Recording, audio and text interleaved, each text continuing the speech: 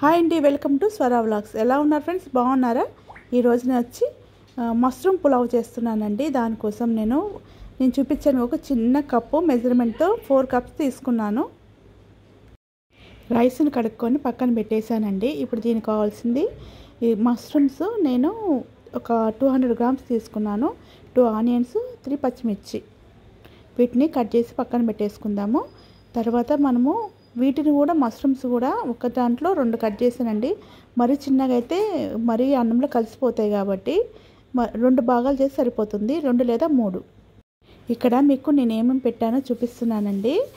నేను తాలింపులోకి వచ్చేసి లవంగా, ఇలాచి, చెక్క వేసుకున్నాను, సాజీరా వేసాను. అవి బాగా ఫ్రై అయిన తర్వాత అల్లం మల్లిగడ్డ పేస్ట్ 1.5 స్పూన్ వేసుకున్నానండి. అది కూడా బాగా వేగాలన్నమాట. వేగిన తర్వాత మనము మష్రూమ్స్ ఇంకా ఆలుగడ్డ కూడా వేయాలని తర్వాత అనుకున్నాను. ఆలుగడ్డ కూడా దాంతోపాటు వేసేసాను.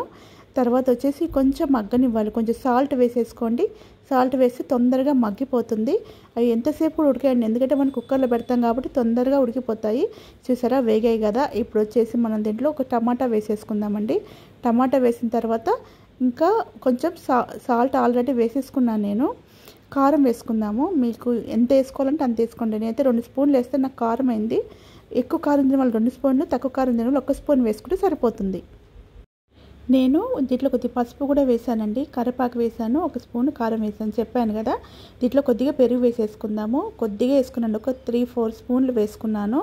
తర్వాత 1 స్పూన్ వచ్చేసి ధనియాల పొడి, 1 స్పూన్ వచ్చి బాదుషా వాళ్ళ పులావ్ మసాలా పొడి వేసేసుకున్నానండి. దానివల్ల మంచి ఫ్లేవర్ వస్తుంది.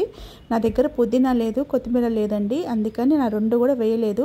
ఇప్పుడు మనం 4 గ్లాసెస్కి నేను 7 వేసుకున్నాను. డబుల్ కంటే తక్కువ, 1 గ్లాస్ తగ్గించాను. తర్వాత బాగా నీళ్ళన్నీ వంపుకొని ఆ రైస్ని మాత్రం వాటర్లో వేసేసుకోవాలి. ఇప్పుడు 1 స్పూన్ వచ్చి నెయ్యి వేసుకున్నాండి. మంచి ఫ్లేవర్ వస్తుంది. తినేటప్పుడు ఆ టేస్ట్ కూడా మనకు తెలుస్తుందండి. ఇప్పుడు దాన్ని లిడ్ పెట్టేసుకొని ఒక 2 విజిల్ రావాలండి. ఎక్కువ రానివ్వలేదు నేను, లేకపోతే కింద మాడిపోతుంది. 2 విజిల్ వచ్చిన తర్వాత ఆపేస్తే సరిపోతుంది. మనకు రైస్ రెడీ అయిపోతుంది. చూడండి, అయిపోయింది కదా. నేనైతే రైస్ నాకైతే టేస్ట్ బాగా నచ్చిందండి. కొంచెం పుదీనా, కొత్తిమీర వేస్తే ఒక ఫ్లేవర్ బాగుండేదేమో. ఇది కూడా చాలా టేస్టీగా నాకైతే చాలా నచ్చింది. చూసారు కదా ఎంత బాగుందో. వేడివేడి తింటే ఈ చలికాలం కడుపులో కూడా చల్లగా ఉంటుందండి. నాకైతే బాగా నచ్చేసింది. మీకు లైక్ చేయండి, షేర్ చేయండి, సబ్స్క్రైబ్ చేయండి అస్సలు మర్చిపోకండి. Thank you.